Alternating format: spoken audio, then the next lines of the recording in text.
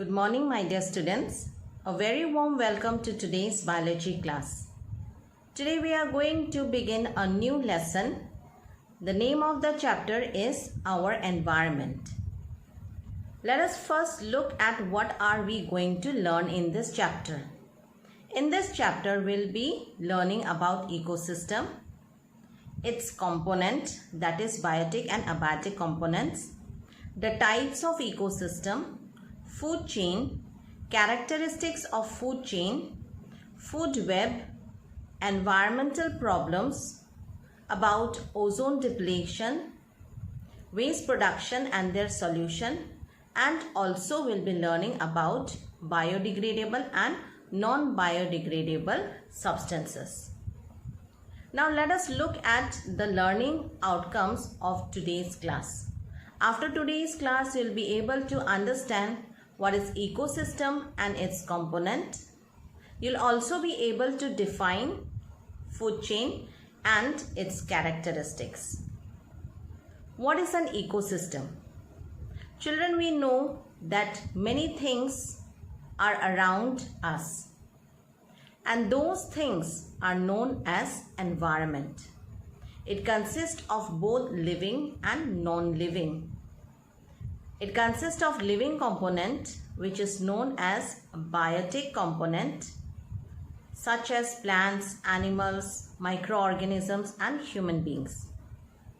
And non-living components, which is also known as abiotic component, such as physical factors like temperature, rainfall, wind, soil and minerals. Now you can see that here I have given few pictures of the living component: plant, animal, microbe, fungi. So these are the examples of living component, the biotic components or the biotic factors. Now when these components are present in nature, they interact with each other. So the interaction between abiotic and biotic component is defined as ecosystem. It is the ecosystem where both the components will interact with each other. It is a self-sustaining and functional unit of biosphere. In the living component or in an ecosystem, there can be autotrophs which can prepare its own food, for example plant. There also can be heterotrophs that cannot prepare its food, example animals. There are also saprophytes and decomposers. Saprophytes are organisms which feed on the dead and decaying material. Decomposers break down the organic matter or waste material and release nutrients into the soil. For example, bacteria, worms, slugs and snails. Now here is the flow chart of ecosystem. Ecosystem consists of two factors, that is abiotic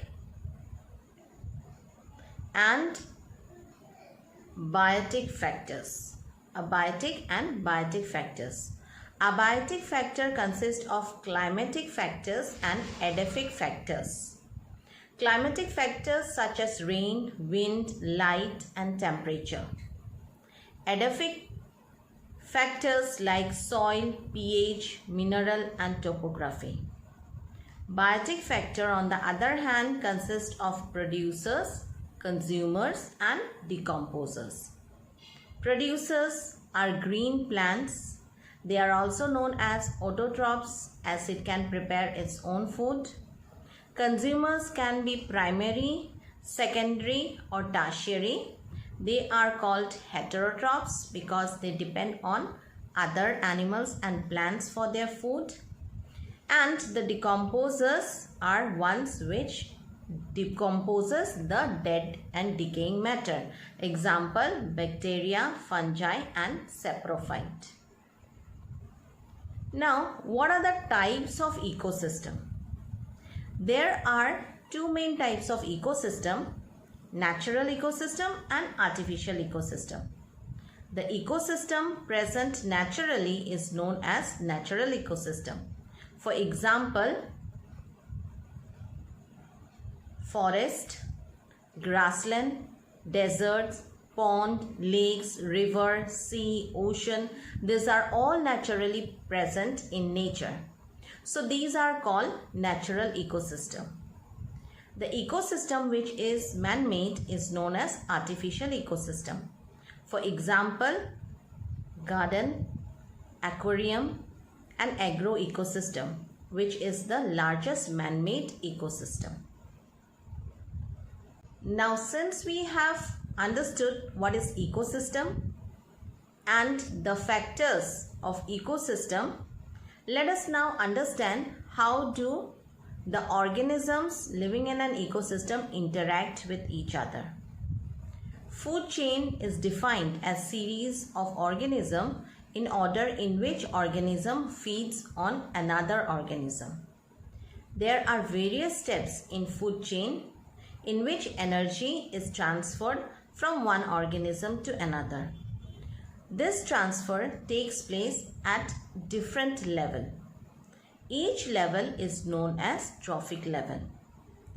Energy is always transferred in one direction. That is, it is unidirectional. So here you can see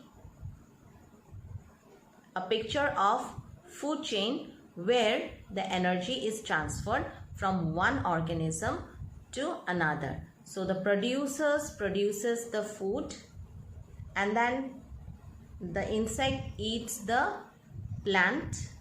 Insect is eaten by another animal, here by frog. Frog is eaten by snake, and then the snake is eaten by hawk.